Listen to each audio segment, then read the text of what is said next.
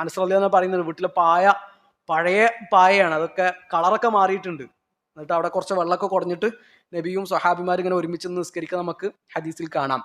അവിടെ നിൽക്കുമ്പോൾ നമ്മൾ ശ്രദ്ധിക്കേണ്ട വേറൊരു കാര്യം കൂടി ഉണ്ട്. ഈ നബി ഇമാം നിൽക്കുന്നു, അനസ് റളിയല്ലാഹു അൻഹുവും അനസ് റളിയല്ലാഹുവിന്റെ കൂടെ ഒരു ചെറിയ കുട്ടിയുണ്ട്, ഒരു യതീമായ കുട്ടിയുണ്ട്.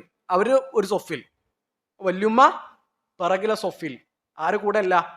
അനസ് റളിയല്ലാഹുവിന്റെ കൂടെ അല്ല നിൽക്കുന്നത്. ഇത് നമ്മൾ പ്രത്യേകം ശ്രദ്ധിക്കേണ്ട ഒരു വിഷയമാണ്. വീട്ടിൽ വെച്ചിട്ട് ജമാഅത്തായിട്ട് നിസ്കരിക്കുമ്പോൾ സംഭവം നമ്മൾ ഭാര്യയും ഭർത്താവും ആയിരിക്കും, അല്ലെങ്കിൽ ഉമ്മയും മകനും ആയിരിക്കും, അല്ലെങ്കിൽ വല്യുമ്മയും പേരക്കുട്ടിയായിരിക്കും, അല്ലെങ്കിൽ ആങ്ങളെയും പെങ്ങളൊക്കെ ആയിരിക്കും. എന്നാൽ ആണുങ്ങളും പെണ്ണുങ്ങളും എന്ത് ചെയ്യാൻ പാടില്ല? ഒരേ സൊഫിലല്ല നിൽക്കേണ്ടത്. ഒരാളെ ഉണ്ടാവുള്ളൂ.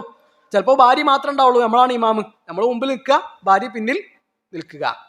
അല്ലെങ്കിൽ ഇപ്പോൾ ജ്യേഷ്ഠനുണ്ട് വീട്ടിൽ, ജ്യേഷ്ഠൻ ഇമാം നിൽക്കുന്നു, പിന്നിൽ അനിയനുണ്ട്, ഉമ്മയുണ്ട്. അവരെങ്ങനെ നിൽക്കേണ്ടത്? ഉമ്മയും അനിയനും ഒരു സൊഫിലാണ് നിൽക്കേണ്ടത്? അല്ല.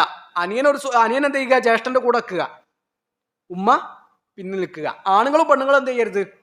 ഒരേ സൊഫിൽ നിന്നിട്ട് നിസ്കരിക്കരുത്. ഇപ്പോൾ ഈ ഹദീസിൽ മുലൈക്ക റളിയല്ലാഹു അൻഹയുടെ ഹദീസ്, അനസ് റളിയല്ലാഹുവിന്റെ വീട്ടിൽ വെച്ചിട്ട് നബി നിർവഹിക്കുന്ന നിസ്കാരത്തിൽ ആ രൂപം നമുക്ക് കാണാൻ പറ്റും. അപ്പോൾ ഉമ്മയും മകനും ആയിരിക്കും, ഭാര്യയും ഭർത്താവും ആയിരിക്കും, ആങ്ങളെയും പെങ്ങളെയും ആയിരിക്കും. എന്നാൽ എന്ത് ചെയ്യുക? രണ്ടാളും രണ്ട് സൊഫിലായിട്ട് തന്നെയാണ് നിൽക്കേണ്ടത്. ആണും പെണ്ണും ഒരുമിച്ചല്ല നിൽക്കേണ്ടത്. അതും കൂടി നമ്മൾ ആ ഹദീസിൽ നിന്ന് മനസ്സിലാക്കേണ്ട ഒരു പാഠാണ്. അപ്പോൾ ദുഹാ നിസ്കാരം ഇടക്ക് വേണമെങ്കിൽ എന്ത് ചെയ്യാം?